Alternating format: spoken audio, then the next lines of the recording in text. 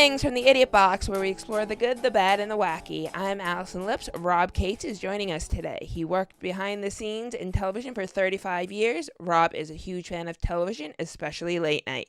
Today we are discussing Bob Newhart. Younger audiences know him as Papa Elf, but before that, Newhart starred in 2 legendary sitcoms and 2 less legendary sitcoms.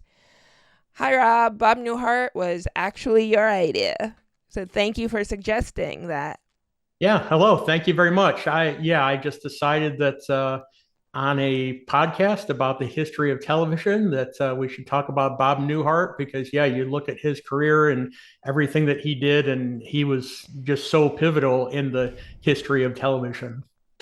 Right, and I mentioned late nights your area of expertise or what you're really passionate about. Bob Newhart is connected with that through hosting the Tonight Show when Johnny almost walked out.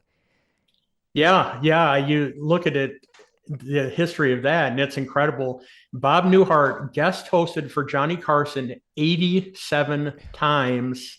And one of the iconic times that was a big moment in Tonight Show history, he was hosting that night when Don Rickles was on the show, and Don Right. Rickles broke Johnny's cigar or cigarette box. Johnny always had a little cigarette box and a lighter and stuff that sat on his Yeah. desk, and Bob Newhart was Hmm. the host, and Don Rickles was just getting too physical with stuff and throwing things around, and that cigarette box broke. Yeah. And Johnny comes back from vacation and he was mad. He was like, "What happened to this? Who broke my cigarette box?" People in the audience had watched the previous week and they were yelling out, it was Rickles, it was Don Rickles. So Yes. the thing that happened was really incredible. Hmm. This was in the 70s, 1978, I think it was. Don Rickles was taping his show called CPO Sharky. He was Yes. a Navy man in that show. He was taping it right across the hall and at NBC Burbank Studios. So Johnny had a camera follow him across the hall to go and chew out Don Rickles in the middle of his taping. And you always wonder if this stuff was planned out ahead of time. Yeah, But that. Don Rickles, he seemed like he was surprised. I don't think it was planned. It was planned out for Johnny's director and stuff. Obviously, they had to get the camera over there. Oh, But yeah. I think Don Rickles was truly surprised and caught off guard, and it was a really funny moment, and Oh, it's yeah. on YouTube and people can see it on YouTube. But it was great. If he really knew what was going on, he would have had a quip and not just stood there looking like he was ready to die. Yeah, he was just kind of stammering, and Johnny was making fun of him, and it was a really funny moment. Yeah. So it's amazing when you think about, I mean, if time machines don't exist, but if I had a time machine, I would love to go back to the 1970s to NBC Burbank and to see all those shows that Oh, were yeah. taped there, and especially Johnny Carson show. But I mean, you had the Midnight Special, and you had Dean Martin shows, and you had like Laugh-In, and so many iconic shows that were taped right there at NBC Burbank. Yes. And since we've already mentioned Don Rickles, you can't talk about Bob Newhart without mentioning Don Rickles because they were best friends. Yeah. And we're not exaggerating when we say they're best friends. They both were saying that all the time when they were both alive. Their families would go together on vacations.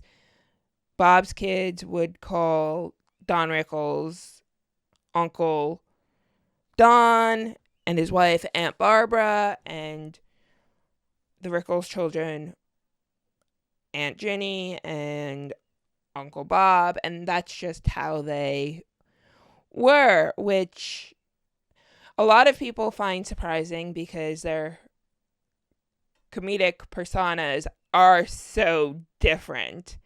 Hmm. But I've talked to people when I'm like, doesn't it make you so happy to know that Bob Newhart and Don Rickles were best friends? Yeah. And first we're like, that seems odd, and then it's like, oh, wait a minute, their humor's not that far off. It's just Bob Newhart is much more subtle about it. Yeah, yeah, they're different in terms of their type of humor, and I mean, of course, Rickles seemed mean spirited when he was on stage, but Yeah. people said that off stage, Don Rickles was a really nice guy.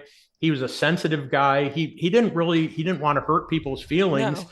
It was just his act. It was just what he did. But he was a nice, sweet person when he was not on stage. I mean, when he was on stage, he was like a barracuda. Right. But yeah, Well, he the two also guys were best of friends. Yeah. also if it wasn't clear that Rickles was just joking, uh, Frank Sinatra would have had him taken care of. Yeah. Oh, definitely. Yeah. Yeah. So there is a documentary. Judd Apatow did it for The New Yorker. It's online. It's 20 minutes long, and it's about the relationships that the Rickleses had with the um, Newharts. And I recommend checking it out because you'll get to see Bob and Ginny pay tribute to their friends who had unfortunately passed before them.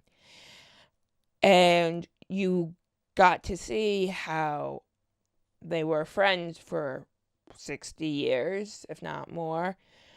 But the first time Ginny Newhart met Don, they had dinner together. He seemed like a wonderful person, like, and they were going to go see a show, and Bob is like, "Oh, that wonderful man you just had dinner with? Wait until you see that act. That is not who you will be seeing on stage." And Bob tells the story as Don comes up on stage and says, "I heard that stammering idiot from Chicago's in the audience with his hooker wife from Bayonne." Mm-hmm. Yeah. And Ginny was not prepared for that. Yeah. Yeah, people are sometimes so different on stage. Yeah. Well, he was a completely different comedian, but makes me think of stories I've heard about Bob Saget. I mean, people saw Yeah. him on Full House and they think, "Oh, this is a great man. He's family friendly, and I want to take my kids to his comedy show." And Yeah. Bob Saget No. was very different on stage. He was very X-rated, and yeah, he was much different than on America's Funniest Home Videos or Full House when he was with the Right. kids. Which, Yeah, when the Aristocrats first came out, yeah, no one was really aware of that. Sure, Bob Saget had his underground fans, but people were thinking he was Danny Tanner. And then the Aristocrats came out and everyone was shocked. yeah, sure. But by the Sure. time I was old enough to watch the Aristocrats, I knew what that Bob Saget's sitcom persona and his stand-up one were not the same at all, and that added to the humor for a lot of people when he says these horrible things. But for me, it's like, yeah, okay, I know. Getting back to Bob Newhart, I do you want to get into the Bob Newhart Show or Newhart first? There is the original Bob Newhart Show, which was a variety show, not as well known, only lasted one season. Even Bob Newhart didn't seem particularly fond of it. Or we can also talk about his stand up, because that is also critical in understanding his career. It played such a big part of it, and his career is one of those odd ones where as soon as they discovered him, I think it was Warner Brothers, was it? I Discovered think so. him, they're like, "We want an album." And it's like, I guess I'll have an album of material as he then Mhm. proceeds to write the other half of the album. And then it just took off. He immediately went to number one on the Billboard charts. Then with the button down mind of Bob Newhart. Then he had the button down mind of Bob Newhart. The button down mind strikes back, which went to number 2 behind the first album. He won album of the year at a time when they didn't have a comedy category. And nowadays, I would be very surprised if a comedian was nominated for album of the year with Beyonce and Taylor Swift and any of those artists, because how do you even judge that? Yeah, and of course there's the whole topic of how comedy is a lot of times not taken, no pun intended, it's not taken seriously in Hollywood. I mean, you look at Right. the Yes. Oscars do not recognize comedies, and which is really, I find it offensive because it takes a lot of talent, a lot of skill to make a really funny movie. And yeah, funny movies are not recognized generally by the Oscars. There are a few exceptions, but they don't have a comedy category, No. and they really should. They should, because it's really there's an art to making great comedic movies, and the Oscars really should recognize those. Right. Whereas with the Oscars, you can tell the type of movies that are trying to get an Oscar because they're always these dramas, usually a docudrama or not a docudrama, but a biopic or about some real life tragedy that occurred. There have been comedies that have won in the past, but it's been like 30 years since one has. Yeah, there are some the exceptions. Oscars. I mean, like Woody Allen was recognized for Annie Hall, which was an outstanding movie, and that was a really a romantic comedy. But yeah, Yeah. they don't recognize them like they should. But it's incredible with Bob Newhart. When you look at, I think it was like Yeah. 1960 when his album came out, and what a huge smash that was, and the follow up to, and he was trained as an accountant. He thought he was just going to be a number cruncher for Yeah. his career, but he got his degree in accounting, worked as an accountant for a while, and he's like, I do not like this. I don't like being an accountant. I mean, he was in the military during the Korean War for a bit, so he Yes. did different things, but then just decided landed on this immense talent for comedy. And then when you look at the 1960s, I mean, he had his short-lived variety show, but then he was on a lot of other shows like Laugh-In and the Dean Martin Show, and he was on Ed Sullivan. And so yeah, as the 60s went on, he just became more and more well known, and people, yeah, it led to his TV show in the 70s, his Bob Newhart Show, and he was the psychologist who was in Chicago in that show, and that was such a smash hit for him. Yeah. What I find interesting about Bob Newhart is that I have never listened to one of his albums from the beginning to the end, but I know a lot of his routines. And when I was rereading his book, I was like, why do I don't know if I've ever heard him say them, but why do I know all of these in his voice, like how he delivers them? Obviously, I'm rereading a book. I've seen them before. And then I watched one of his stand-up specials where he's going through them, and I did not watch the whole thing. And then as I was watching more and more interviews with him, I don't remember who the host was, but he's like, my career has been odd because it resembles more of that of a singer than a stand-up comedian, where if he goes to perform, people want to hear Abe Lincoln and the telephone and the submarine commander. They're not looking for his new material. They want the greatest hits. Whereas with most other comedians, if you don't have new material, it's like, well, what are you doing here? Yeah, that's true. Yeah, you can compare it to singers, and I think a lot of times comedians probably are envious of these bands that can go on stage and they just have a couple hits and Yeah. they can do those hits for years and years and years. Right. But you're Sinatra. right, yeah.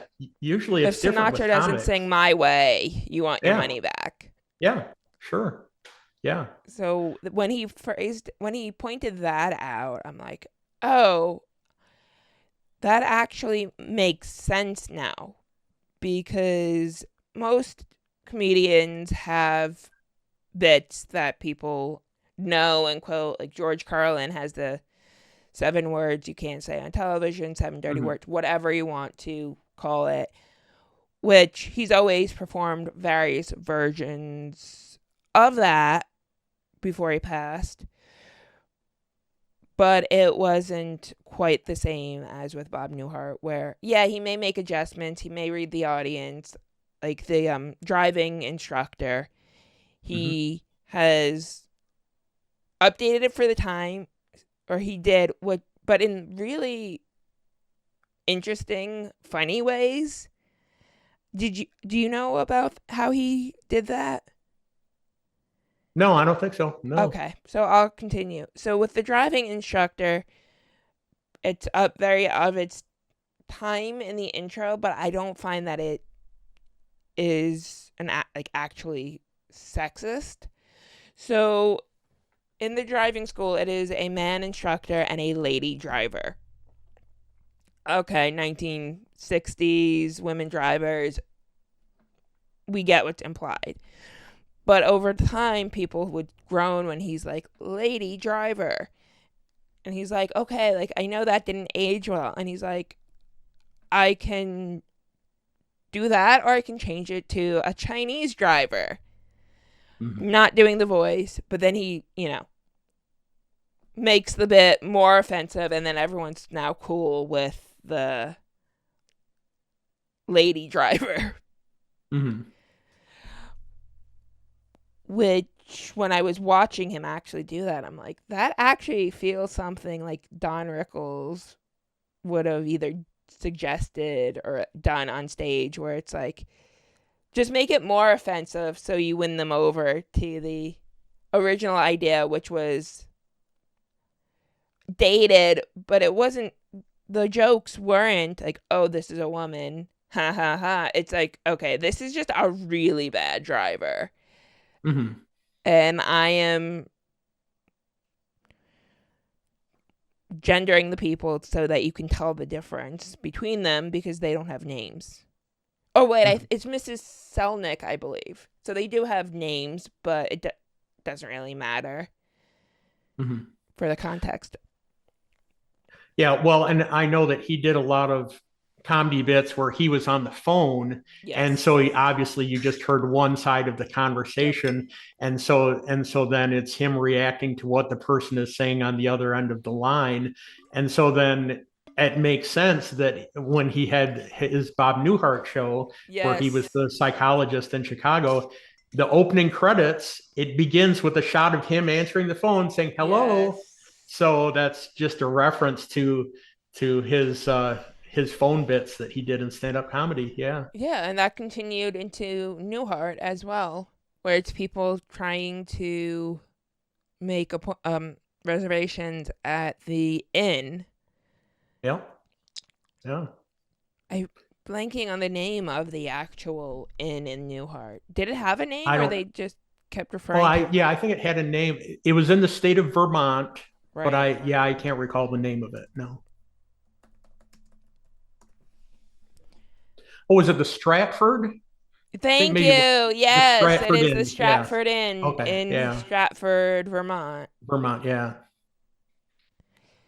The great state of Vermont, which, by the way, is one of my favorite states, even though I'm in Michigan, but I love Vermont. It's gorgeous. I've never been to Vermont. How Well, how if did you you like fall in love ice with Vermont? cream, you Oh, have to go yes. because Ben and Jerry's ice cream is based out of Vermont. Yes, it is. So with the Bob Newhart show, the with Bob Hartley, Of his two successful sitcoms, that one is my least favorite, and I'm not really sure why. I think it might be because Newhart is much more outlandish, especially by the time you get to the third season. It's basically a live action cartoon. Hmm. And those are the type of shows I like. For me, that Newhart, in terms of comedic voice, is a lot like Night Court, Hmm. where, yeah, these are supposed to be real people, but these are the least sane people you could ever come across. Yeah. With New York, with Night Court, it's New York. Those people exist. Not Hmm. so hard to find them in New York. With Vermont, it's sort of like they're all attracted to this little town. It just attracts weirdos. Yeah. Just a whole lot of oddballs, like Larry, Daryl, and Daryl. Right, which was supposed to be a one shot, and then the audience Yeah. was like, Yeah. It we was a big love hit. them. Yeah. Yeah, but I mean, yeah, both those shows were all about the ensemble cast. And you Yes. look at the Bob Newhart show, I mean, had Marsha Wallace as the secretary, who was really funny. And I mean, she went on to do the voice of Mrs. Krabappel on The Simpsons. She was a Hmm. Simpsons voice character for many years. Peter Bonners, was the dentist who was Yes. in that same office complex where Bob was. And you had the guy who was the Howard, the airline pilot, who lived in his Bill building. So, Daly, who was yeah. previously known for Ija Magini, Okay, yeah. um, as Major Roger Healy, and then he would go on to Match Game. I believe Okay. he would be a replacement for Richard Dawson after Richard Dawson left. Okay. Yeah. Yeah. Probably after Richard Dawson went to Yeah, it would do be the him or Family McLean Feud. Stevenson. Yeah. Yeah. Yeah. But yeah, you had the ensemble cast. You had some of the strange yeah, therapy patients that would come in to see Bob, a couple of different ones, and Yeah. I wrote down the names, but I can't think of it right off. But and then obviously, I mean, Suzanne Plachette was a huge part of the show. I mean, as his wife, and then then they had the callback to that in Newhart when Right, they which wake up in bed together. Yeah, it is one of the greatest endings of all time. it was. And Ginny Newhart came up with that ending. They're like, Yeah, she asked her husband, "Are you doing another season?" And he's like, "I don't know." And she's like, "Well, if you do, this is how you should end it." And then yeah, that was everyone, brilliant. yes. Great suggestion. And I love that he gives her 100% credit for the idea. Yeah, And everyone was on board except for Mary Fran, who yeah, always had issues with being in the shadow of Suzanne Plachette. yeah, I guess because the original show is so iconic. Um, and also she will always be compared to the first two um, to Suzanne Plachette's character. Um, but I think the Bob Newhart show for me is more of this 70s, and the his patients aren't like, they clearly have some mental like issues, disturbances, but they're not like crazy or like violent. They're like, no, isn't Mr. Carlin afraid of flying? And the pilot episode is about flying, and then we learn yeah. that um Mrs. Hartley, I really would be helpful to remember her name. Um, Oh, Emily. Emily, yeah. Yeah, Emily's afraid of flying as well. So she doesn't want to go on the trip either. And that's yeah, how we're introduced.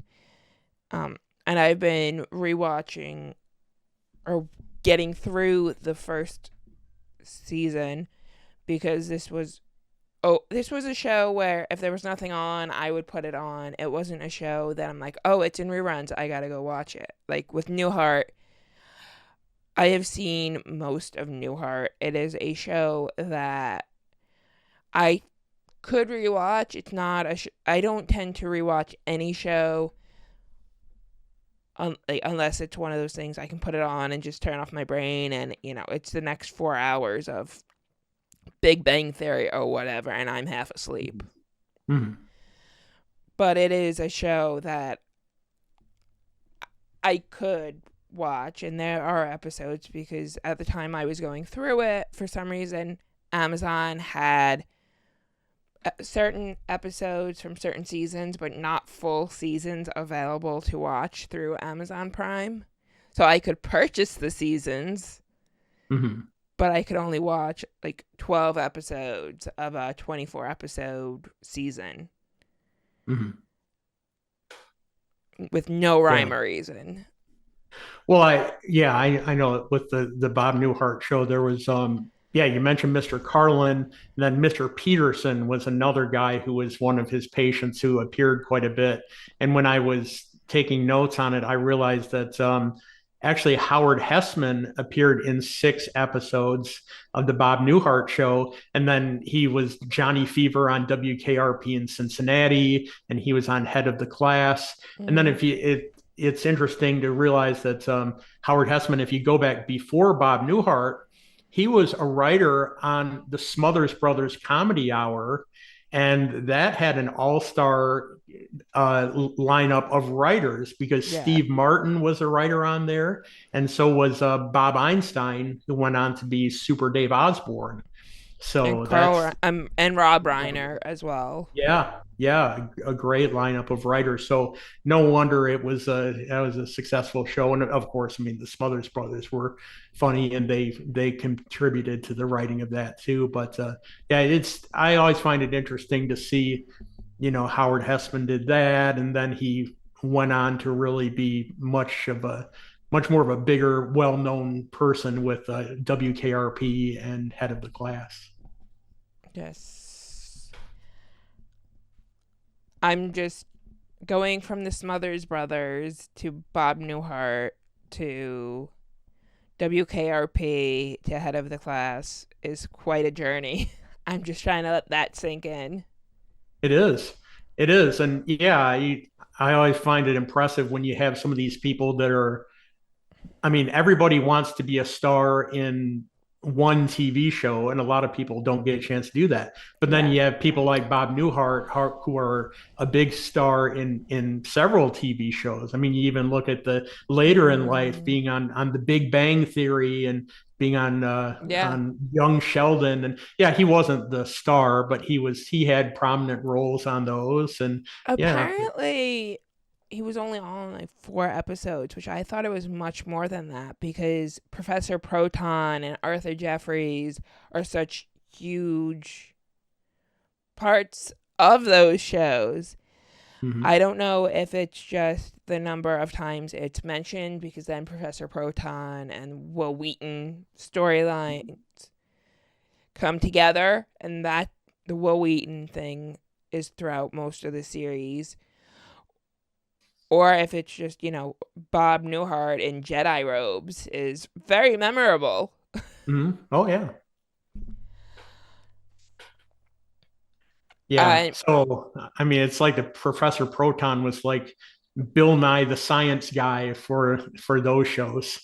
Right. And Professor Proton has a feud with Bill Nye the Science Guy. Oh, okay.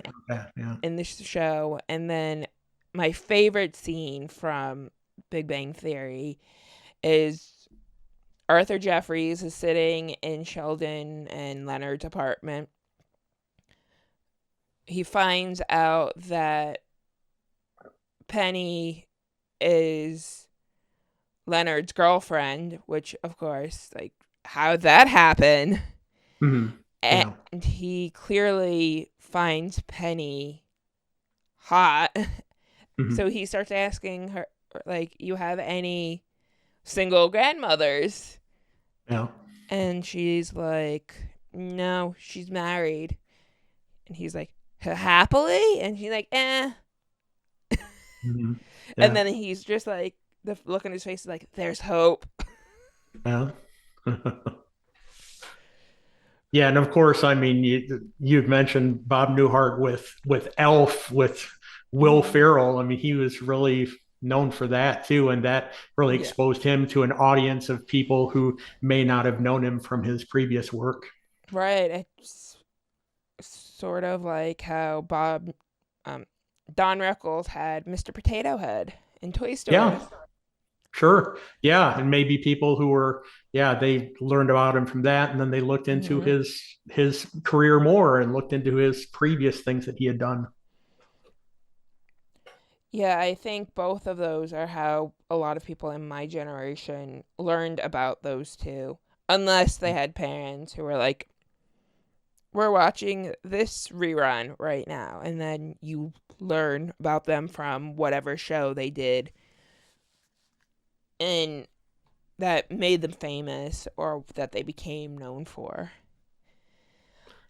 Yeah, and so many people of their generation are gone now, and you look at the Mm-hmm. people like Bob Newhart and Don Rickles, and they were really pioneers in the early days of entertainment. And I mean, I think of the people that I saw on the Johnny Carson show in the 70s and 80s. And yeah, but I mean, so many of them are gone. I mean, you'd Yeah. have George Burns on the show, or you'd have Milton Berle or people like that. I mean, Jerry Lewis is gone and the Rat Pack guys are gone. So very few people that were really involved in their era are still around. I mean, you still have Dick Van Dyke, but I think And he's almost that's, 100 years old. So yeah, he's like 98, yeah, 99. he's really getting up there. I mean, Doc Severinsen is still around. He's in his late 90s, but that, yeah, you look at that era of entertainment, and so many of the people are gone. Yeah. Yeah, when I read that Bob Newhart had passed, that was like I audibly gasped. Like I was the only one. I was at home. I was the only one around. But that one, for some reason, hit me hard because I love Bob Newhart. He's I don't really know how to say. I guess kind of like, if Bill Cosby was America's dad at a moment, Bob Newhart's always been kind of like America's uncle.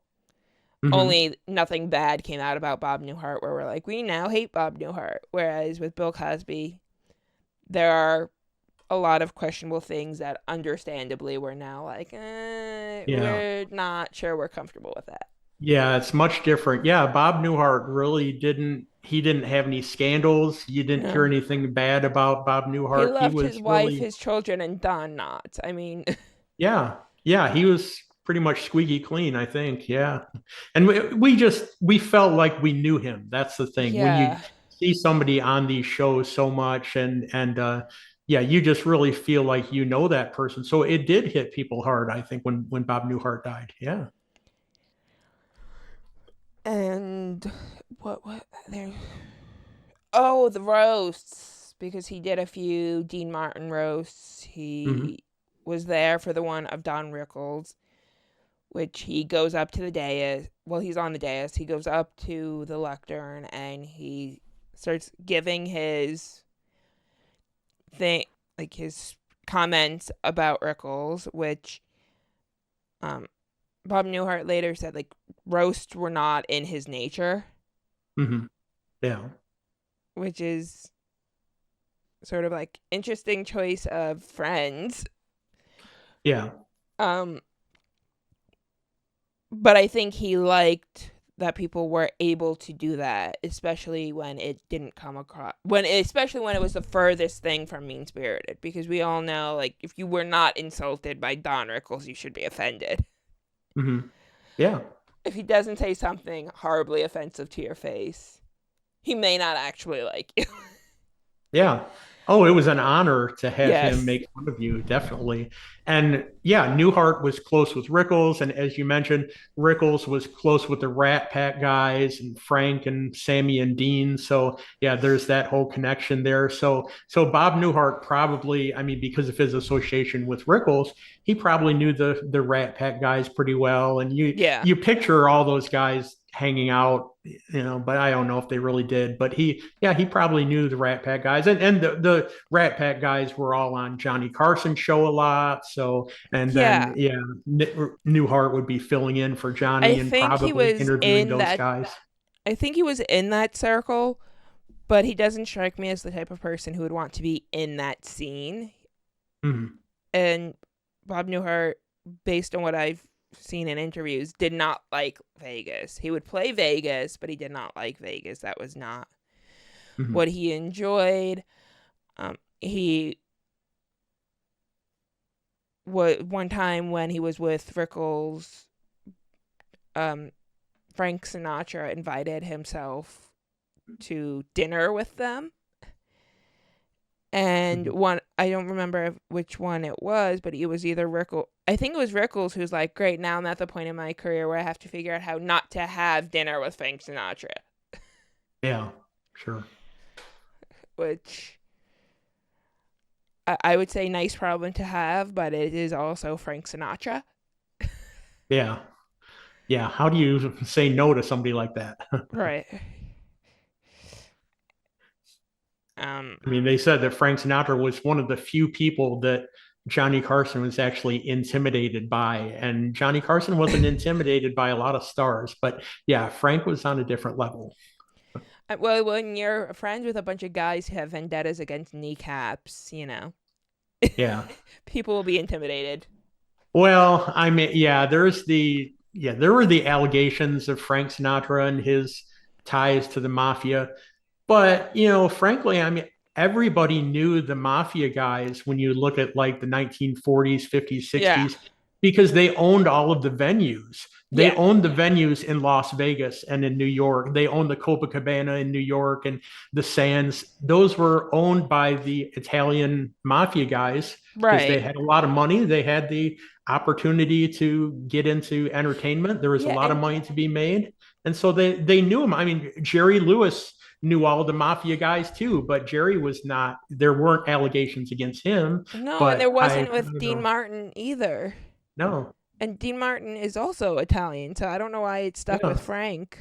I guess just because his temper.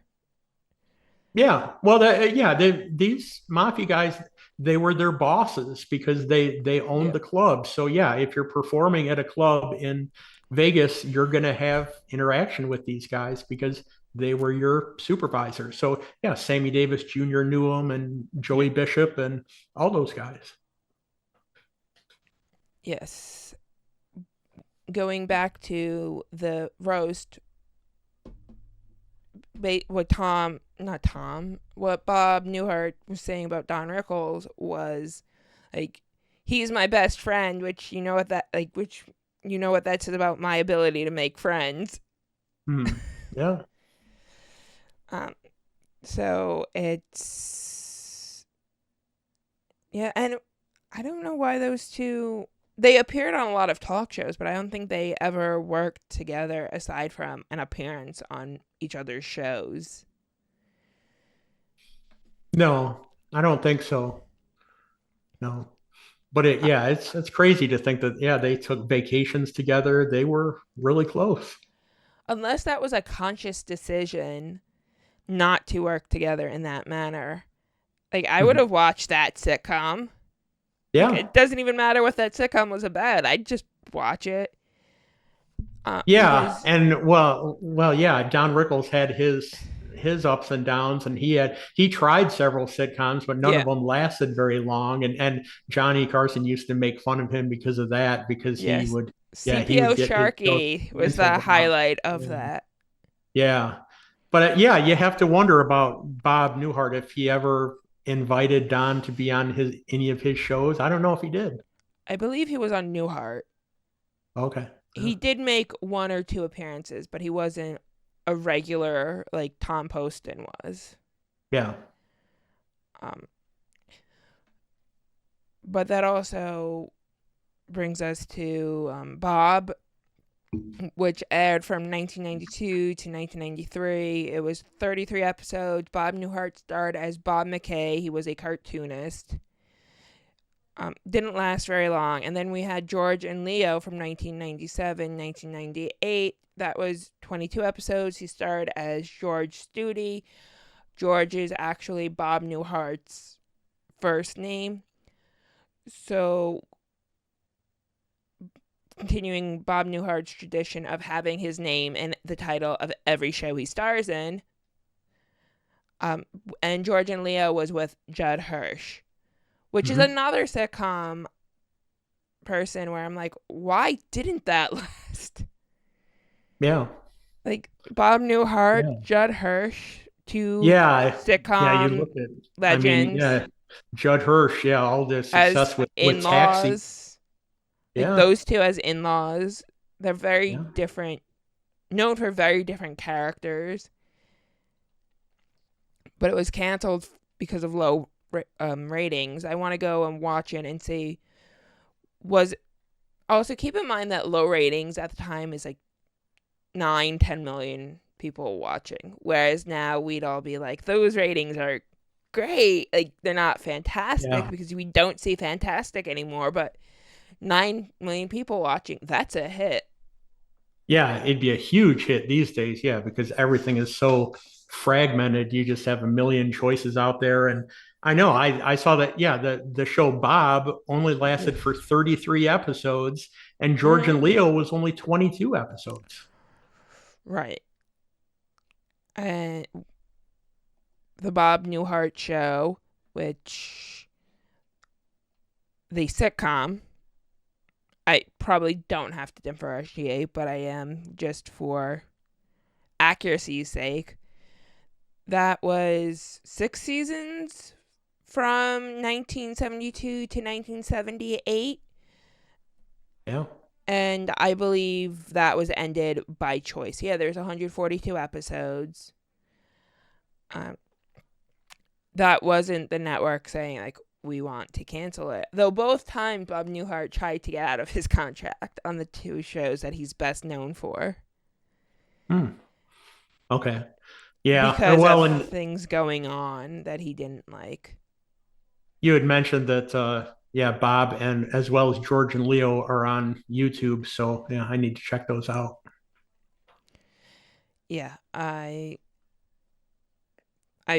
saw maybe 3 minutes and I'm like, this just feels like a standard Bob Newhart sitcom because he plays some version of himself, or at least what we're led to believe is himself. I don't get the sense that there's a huge difference between his stage persona and who he is in his private life, except maybe a little bit coarser language.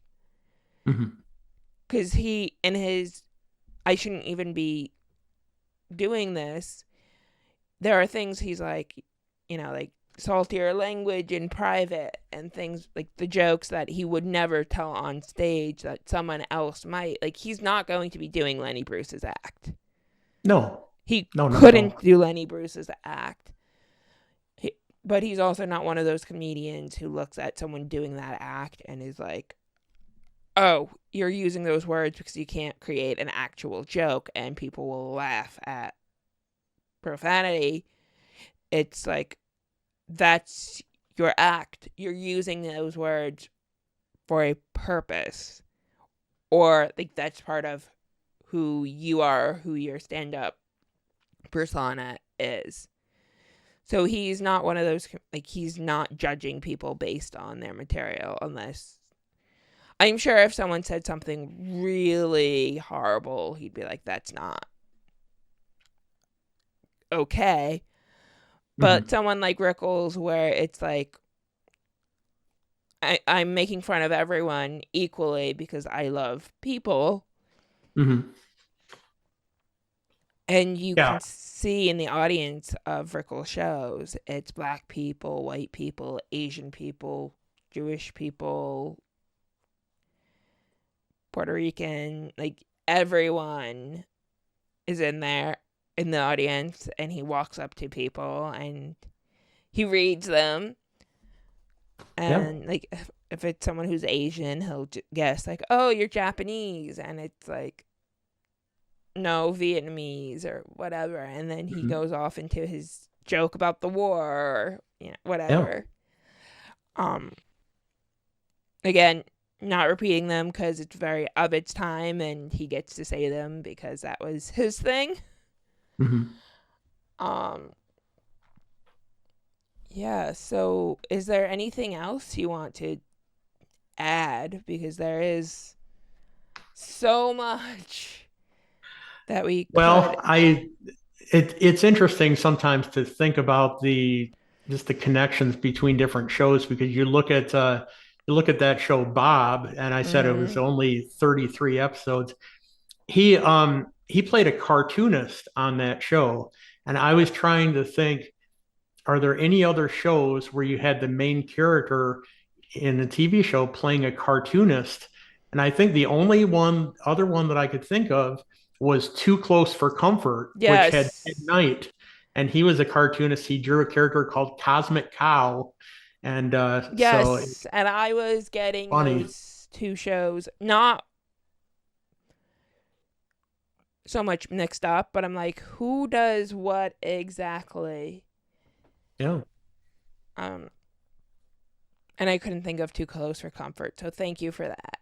I'm glad I'm not the only one where I'm like, these shows are very similar in concept, because it's not like cartoonist is a common job for a sitcom character. Usually it's doctor, lawyer, teacher, writer, because people like writing what they know, not cartoonist.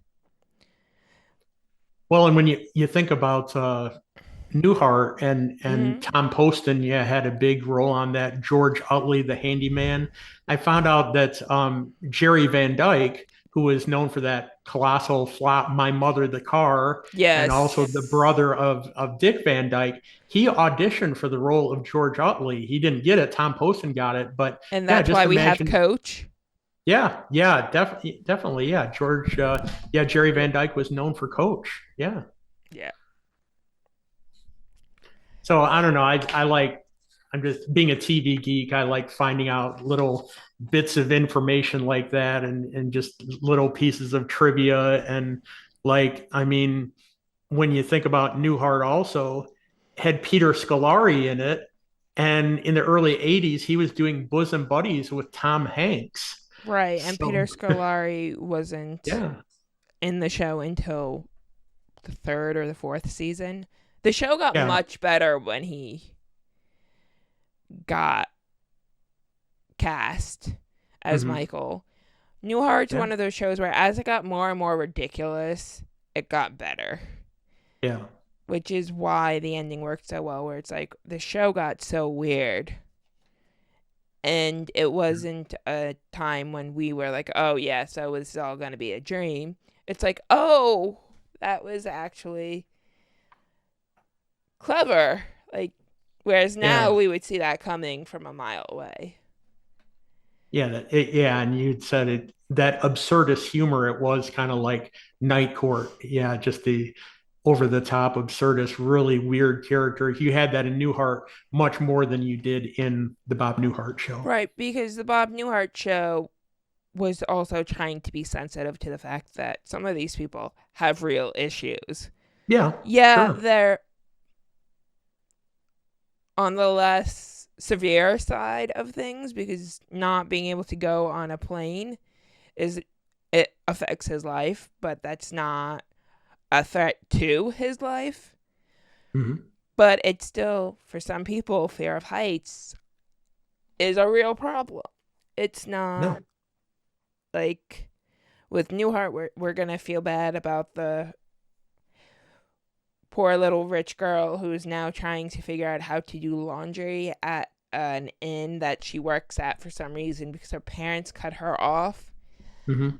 Yeah. And I'm not even sure. Oh, because she broke off her engagement, I believe, is the reason. Yeah. And then she ends up married to Michael and broke, and none of them are the brightest people in town. No, they're not, but they made a good couple because neither one of them were too swift. No, I mean the And you look Darrow. at the career of Tom Poston, I mean, who was George Utley on there. I Yes. mean, he went way back to the earliest days of TV. He was Yeah, the on Tonight the Show.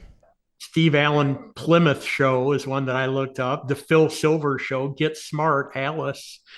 He had a very long career, very impressive career And for we Tom just Poston. lost Linda Lavin.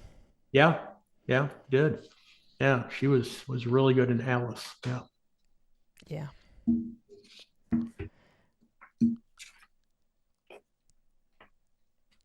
So And yeah, you do have to wonder about George and Leo. It's like yeah, he was doing it with Judd Hirsch, who was so successful, but a lot of it is the writing. Maybe they oh didn't yeah. have had the right writing staff on that show. Yeah, let me see if a reason is given for George and Leo. It was CBS, but maybe it was put on at like an awful time. I don't see it on. I don't have a schedule here, so I don't Yeah, know if the CBS had the brilliant idea of putting it up against like NBC's must see TV, which of course it's not going to get ratings then. yeah. I don't know what the time slot was. I don't know what his lead-in show was. I'm not sure. Okay, so it debuted on a Monday. Hmm. So I'd have to find a calendar and find out why the ratings were so bad, because it's not like, oh yeah, maybe Monday Night Football. Yeah, that September was Monday Night ABC. Football. Yeah, ABC would have Monday Night Football, but also CBS on Mondays, they had Everybody Loves Raymond for many years, which was very successful. And still to this Yeah. day, CBS has sitcoms on Monday nights. Right. And Everybody Loves Raymond, I think debuted after 1997. Yeah, I'm not sure.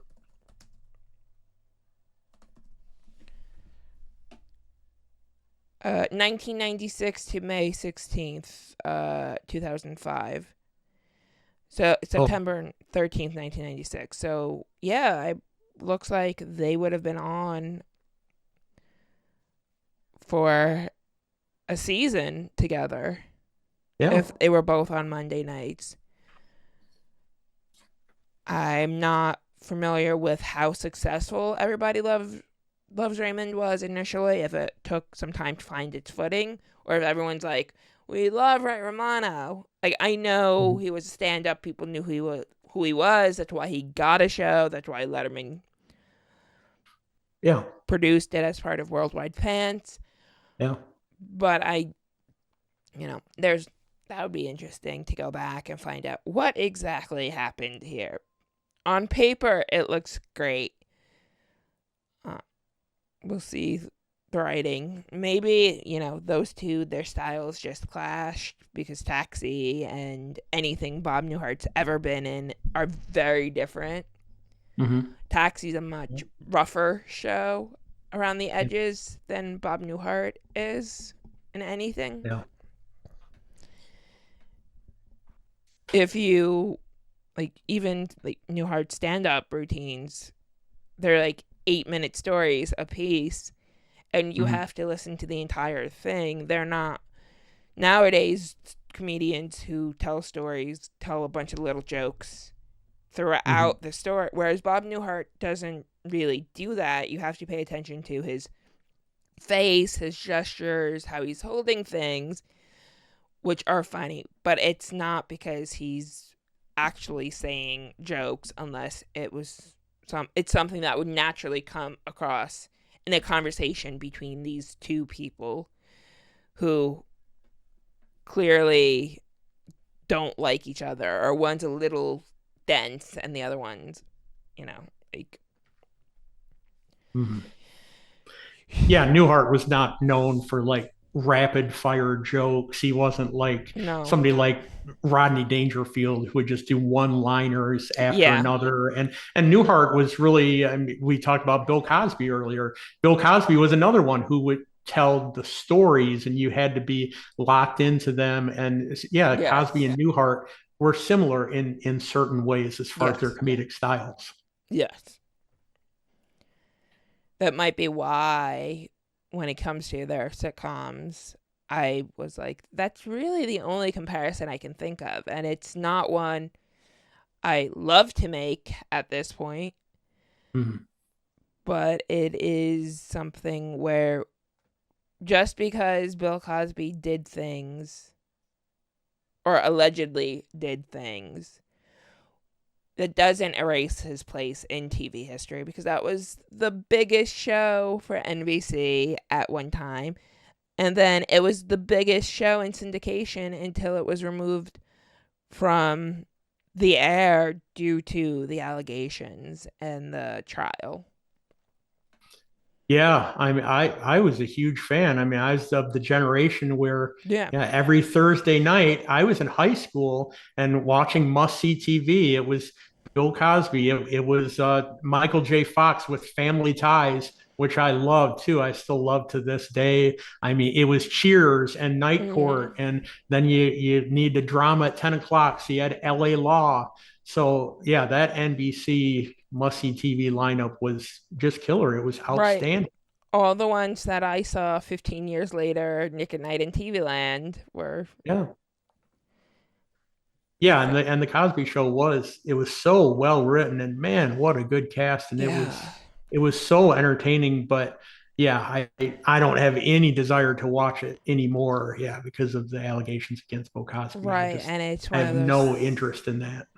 I find it interesting that if you spend enough time online, like, people will still quote it, because those of us who were adults by the time everything came out, we've seen all of those episodes a million times. Mhm. So, like, a Gartrell, we Yeah, know yeah, Gordon exactly what Gartrell. Yeah, Gordon that was the Gartrell.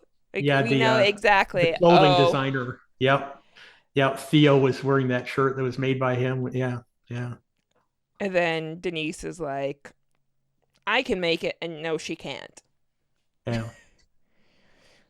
Um, is there anything else you want to add about Bob Newhart, Don Rickles, or Um, Well, I found out one thing about Bob Newhart as far as one thing that he had in common with Johnny Carson.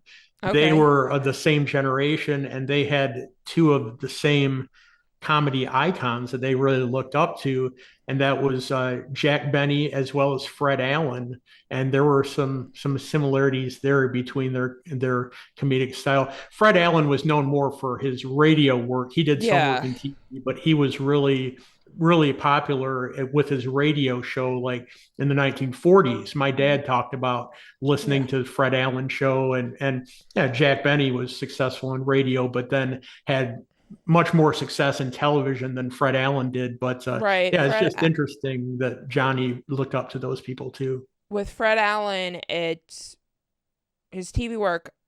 At least what I mostly know him from is "What's My Line," Yeah. and he died during the run of that, fairly early in the run, which was when he was replaced for a year by Steve Allen, who, Hmm. not Yeah. related. They made clear it's not related, except when they're like, "My son," Yeah. as a joke. And that's, I wonder what Fred Allen would have, if he would have been able to be part of that wave to make the transition had he lived longer. Um, Yeah, I don't know because you had some of these people that were very successful in radio and then they had trouble with the transition into television. Or you go back even further, right. there were vaudeville performers who Yeah. had trouble adjusting to radio, or silent film actors who had challenges with when the talkies came about. And so yeah, Right. you don't necessarily have, just because you're successful in one medium doesn't necessarily mean that you're going to be successful in the next thing that comes along. Right. Jack Benny was successful at the beginning of television, but as television moved on, his shows Mhm. stopped being a draw. Yeah, sure. And some of that could be he was aging, and some of that was he didn't really change with the times. Hmm. Whereas, like, Lucille Ball tried to change, which is why she had shows that were of varying success in multiple decades, but none of them were one season and done. Hmm. Bob Newhart also, the Bob Newhart Show and Newhart, very different shows, Yeah. both of their decade. Like, if I watch the Bob Newhart Show, I know it came before Newhart, even if he Hmm. didn't tell me. I mean, granted, the fashions, Yeah. where I'm like, it's so dated, but I actually, love that jacket. It's dated. Yeah, you look at Bob Newhart show. They have the leisure suits, the polyester suits that are plaid, and yeah, the loud patterns. It had a different look to it. I also, and I don't know which what exactly in television you do, or I don't remember. Are you like technical or I'm a director, so I direct the newscasts. Yes. okay? So this probably would bother you too if you went back and watched it, where he's wearing like checked or plaid jackets, and the light, it's a hot spot, Hmm. and it Yeah. happens all the time, Yeah. and it annoys me so much because why didn't someone fix this? Like, this is why you Yeah. avoid small patterns if you can. Oh, definitely. Yeah, it's just not good for television. No. No, like that's why I'm like, was it just the 80s? Not the 80s, just the 70s where every outfit was bad for television? I guess so. Yeah, and you look at Johnny Carson in that period. You look at his sets that he had, and some of them were so gaudy. And yeah, the furniture and the every few years they would change the backgrounds behind Doc and the band, and Yeah. some of those backgrounds were just so gaudy and way too colorful and over the top. And just in the '70s, some of them were. I just don't know. I don't know why they made some of the choices that they did. Yeah, now it's just throw a image of this skyline behind us and call it a day. Yeah. And that is all I have. If you don't have anything Okay. else, I'll wrap up. No, I guess we're all set. Yeah, I think we covered the career of Bob Newhart quite well, and he was certainly an icon that Yes. deserves to be remembered. And you look at his career, just yeah, decade after decade, he had a lot of success, and he was Yes. not one of these flash in the pan people. But you look all the way back to the '60s, and then you look at young Sheldon in Big Bang Theory. That was a lot Yeah. of decades where he was very, very well known. Yeah, he didn't. It seemed like his career just kept on going. His career didn't die off, and it's very impressive. It Right. just shows his talent. And with his role in Elf, that's Yeah, not a very old movie, and it's already become a Christmas classic. So his sure. legacy will go on, where people may not know where they know him from, but they'll still know him. Yeah. And is there anything you want to promote or let everyone know about? No, I mean, I guess if people really like late night television, I do have some groups on Facebook, and the Johnny Carson fan club is on Facebook, so you can check that out. David Letterman fans is another group on Facebook, and so we get really some good discussions on there. Johnny Carson group has over 18,000 members. David Letterman is over 9,000 members. People who are into the Rat Pack, Frank Sinatra, Sammy Davis Jr., Dean Martin. There's a group that Mhm. I have on Facebook that's Memories of the Rat Pack. So we talk about those guys on there a lot. And that's actually the biggest group that I administer. And that one has over 25,000 members. So we really get some good conversations on there. And you can post videos and articles and pictures and stuff like that. I mean, there's a lot of stuff on YouTube. And so it's really fun to do that kind of stuff. And so it's fun to be able to connect with people on those people who are really passionate about entertainment and the history of entertainment. So they're really good groups. Yeah. Okay. And thank you, Rob, for taking the time to talk to me today. Until next time, this is Allison Lips for Greetings from the Idiot Box. Remember, television is a medium, neither rare nor well done. Bye. Bye-bye.